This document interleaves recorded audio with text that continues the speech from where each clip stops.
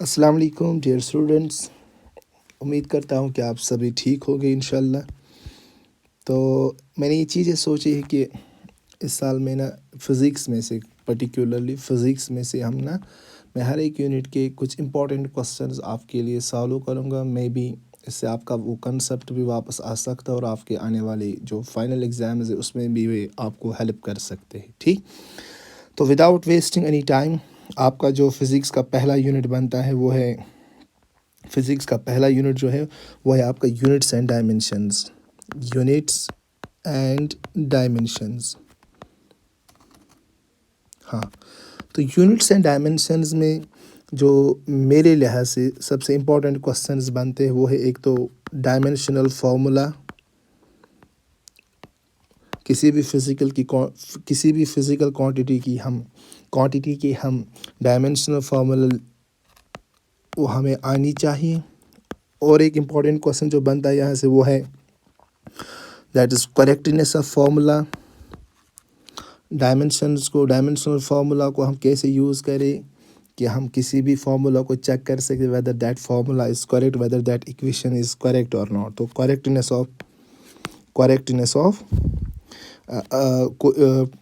Of any equation हम check कर सकते हैं किससे, डायमेंशन से। और एक वो है कि हम डायमेंशनल्स की मदद से हम क्या कर सकते हैं, हम डिराइव कर सकते हैं कोई भी फार्मूला, राइट। और बाकी जो इम्पोर्टेंट क्वेश्चन बनेगा वो मैं धीरे धीरे आपके साथ ज़रूर शेयर करूँगा। ठीक, तो ये हमारे लिए कुछ इम्पोर्टेंट क्वेश्चंस बनते हैं जो यूनिट्स एंड डायमेंशंस में से।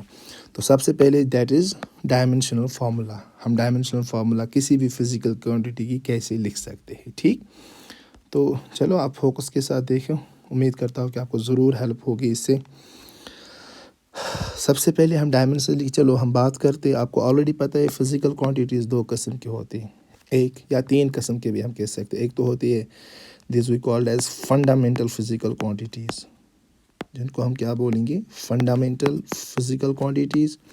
एक होती है हमारे पास जिनको हम बोलते हैं व्हाट, डिराइव्ड फिज़िकल क्वांटिटीज़। और एक होते हैं हमारे, इनको हम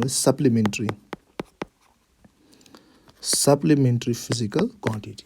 चलो, किसी भी फिज़िकल क्वांटिटी के हम डायमेंशंस कैसे फाइंड कर सकते हैं वो तो आपको ऑलरेडी क्लासरूम्स में आपने पढ़ा होगा, उतना हमें यहाँ पे नहीं जाना है। सिंपली अगर मैं बात करूँ वेलोसिटी की, तो वेलोसिटी किसके बराबर होती है, that is displacement per unit time. तो डिस्प्लेसमेंट को किसके डायमेंशंस होते हैं, इसको लेंथ के, तो L1 और टाइम T1। तो इसको ऐसे लिख सकते हैं, इट्स L1 T⁻1, ये ऊपर जाएगा तो क्या बने, T⁻−1। तो डायमेंशंस को हम ऑलवेज किस में रखते हैं, दी स्क्वायर ब्रैकेट्स में। तो वेलोसिटी को के लिए क्या बनता है, L1 T⁻−1। इसी तरह बात करें एक्सेलरेशन की, तो एक्सेलरेशन किसके बराबर होती है, that is change in velocity divide by time.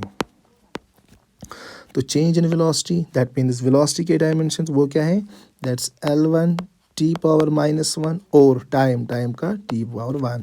तो ये क्या बनेगा, अब चेक करो, ये L1 अपनी जगह, T⁻−1 अपनी जगह, और ये T⁻+1 ऊपर आके क्या बनेगा, T⁻−1। Great, nice. तो ये क्या बनेगा यहाँ पे, तो L1 T basis are same, powers are add in -1 क्या होता है, -2। तो एक्सेलरेशन के लिए बने L1 T⁻−2। Very fine. इसी तरह अगर मैं बात करूँगा फोर्स की, हाँ फोर्स, तो फोर्स किसके बराबर होता है, मास इंटू एक्सेलरेशन। तो फोर्स के लिए बनता है F इज इक्वल टू, मास को डायमेंशंस होते हैं m1 और एक्सेलरेशन के अभी निकाले क्या है, ये वाली है, दैट्स L1 T⁻−2। तो फोर्स के लिए बना हमारे लिए। ठीक, इस तरह अगर मैं आपको बोलूँ मोमेंटम किसके बराबर होता है, मास इंटू वेलोसिटी। ठीक, तो momentum is equal to mass, तो मास का क्या बनता है m, और वेलोसिटी अभी ये वाला, ये that is L1 T⁻−1 m1। ठीक, तो ये मोमेंटम। इसी तरह आपको कोई भी फिजिकल क्वांटिटी दी जाएगी और आपको उसके क्या निकालने हैं, डायमेंशंस। ठीक, तो सिंपली जो भी फिजिकल क्वांटिटी आपको दी जाएगी, आप उस फिजिकल क्वांटिटी के आपके पास फार्मूला होनी चाहिए। ठीक, तो इसी तरह हम हाँ, इसी तरह फॉर एग्जांपल अगर मैं वर्क की बात करूँ, WOR के वर्क किसके बराबर, दैट इज फोर्स और फोर्स इनटू डिस्प्लेसमेंट, सिंपल। तो वर्क किस, इसके डायमेंशंस क्या होंगे, तो फोर्स, सबसे पहले फोर्स के अभी निकाले, ये वाले ये, तो क्या है ये M1 L1 टी पावर -2, तो हुए फोर्स के। और डिस्प्लेसमेंट को क्या होते हैं, डिस्प्लेसमेंट को डायमेंशन होते हैं लेंथ को, इट्स L⁻1। तो वर्क के लिए क्या बनेंगे डायमेंशन हमारे लिए, दैट इज M1, ये L⁻1 है और ये L⁻1 क्या बनेगा, बेस सर से पावर से को L² और टी पावर -2। तो ये डायमेंशन होते हैं किसके, वर्क के। जो डायमेंशन वर्क के होते हैं वही डायमेंशन एनर्जी के होते हैं, कोई भी एनर्जी हो उसके डायमेंशन यही होते हैं। तो इस तरह से हम क्या कर सकते हैं, इस तरह से आप किसी भी ये फिजिकल क्वांटिटी के क्या कर सकते हैं, हम डायमेंशंस निकाल सकते हैं। ठीक, तो अगर आपको ये समझ आए तो आप ना इसका स्क्रीनशॉट रख सकते हैं अपने पास। Before I will what is it called, I will erase this one. Okay, तो कोई भी क्वेश्चन आप पूछ सकते हो मुझे।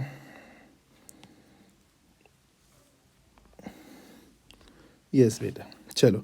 तो मैंने कुछ इम्पोर्टेंट क्वेश्चंस भी बनाए थे, तो उनके हम निकालेंगे। कि मैंने एक बेसिक सा कंसेप्ट दिया कि किसी भी फिजिकल क्वांटिटी के हम डायमेंशंस कैसे निकालेंगे। मैंने कुछ बेसिक से क्वेश्चंस रखे थे। प्लैंक्स कांस्टेंट जो एक इम्पॉर्टेंट क्वेश्चन बता, find the dimensions of Planck's constant. अभी अब अच्छे से देखना, प्लैंक्स कांस्टेंट के डायमेंशंस यानी कि h।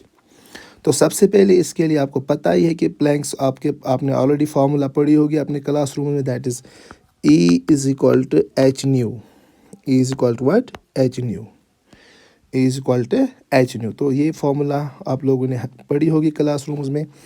तो E wire E is what, E is the energy, H is Planck's constant जिसके हमें डायमेंशंस निकालने, और न्यू इसको बोलते हैं फ्रीक्वेंसी। न्यू क्या होती है, फ्रीक्वेंसी। ठीक, तो you know it, frequency is inversely proportional to time, it's 1/t, frequency is 1/t। तो टाइम के डायमेंशंस क्या होंगे, तो हम ऐसे निकाल, टाइम के डायमेंशंस को t⁻1, तो फ्रीक्वेंसी के डायमेंशन बनेंगे, ये ऊपर आएगा t⁻1, तो क्या बन सकता है t⁻−1। तो this the dimension of frequency.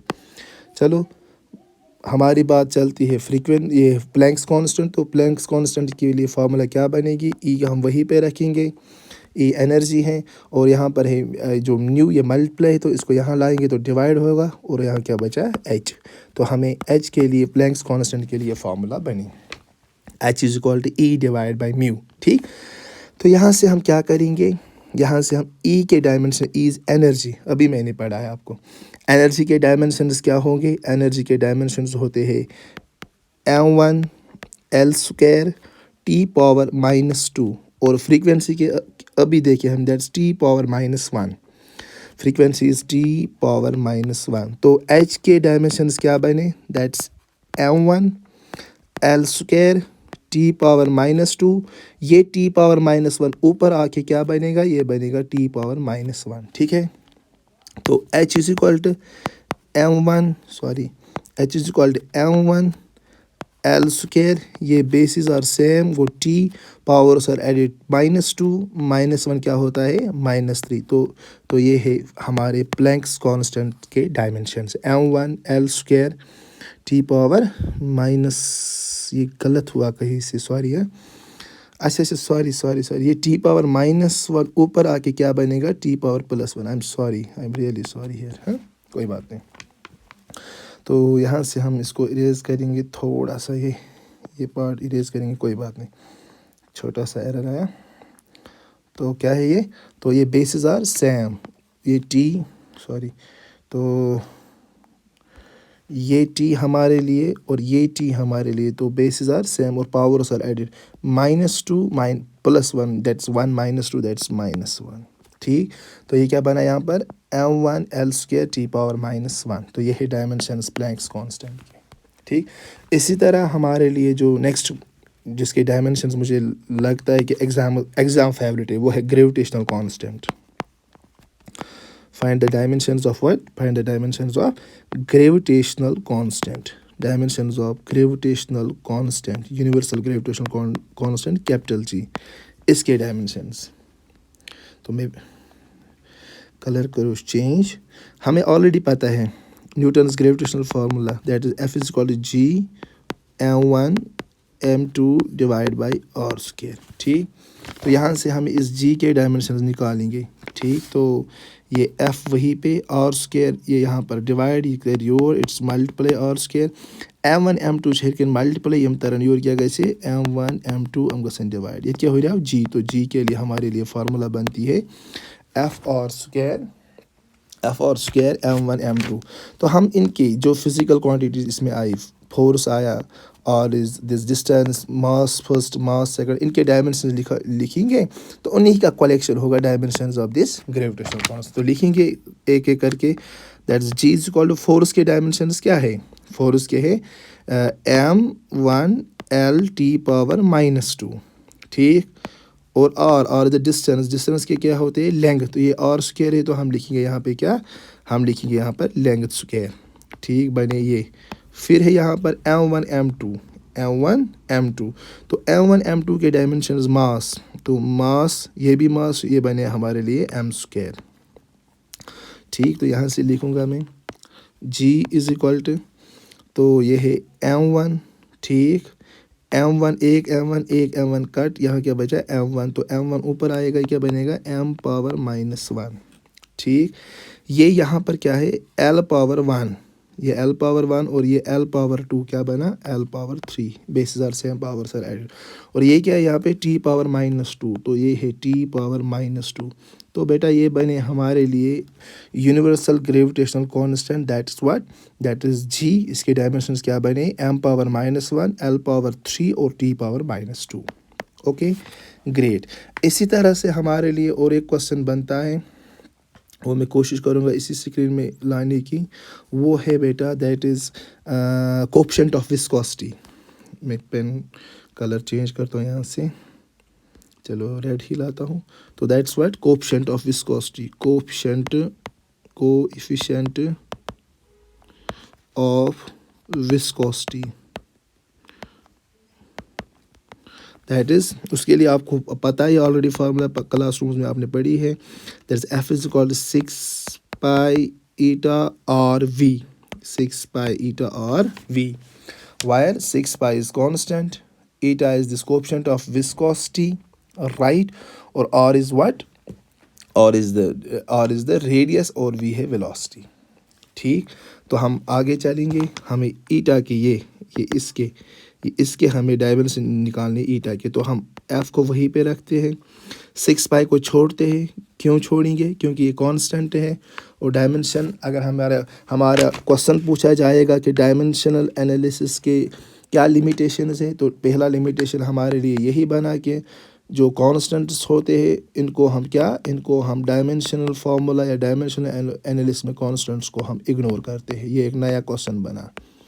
अगर हमारे पास क्वेश्चन आया एग्जाम में पूछा गया कि what are the limitations of this dimension analysis, तो सबसे बड़ा लिमिटेशन यही बना कि इसमें हमें कांस्टेंट्स को इग्नोर करना पड़ता है। ठीक, तो यहाँ से हमें ईटा का फार्मूला बनानी है पहले, तो 6π को हमने इग्नोर किया, तो ये क्या है RV, जो यहाँ पर मल्टीप्लाई इसको यहाँ पर लेके आएंगे, तो ये क्या बना RV डिवाइड, तो यहाँ से क्या बचा सिर्फ ईटा। तो ईटा के लिए क्या फार्मूला बनी, दैट्स, यहाँ से आप आ जाओ यहाँ तक, तो eta is equal to F divide by RV, right.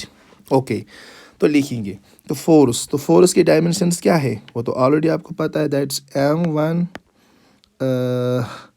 l1t⁻⁻2, ये फोर्स के divide by r is what radius, जो ऑलरेडी मैंने बोला रेडियस का डायमेंशन लेंथ क्या है, दैट्स l1, और v है वेलोसिटी के डायमेंशन क्या है l1t⁻⁻1।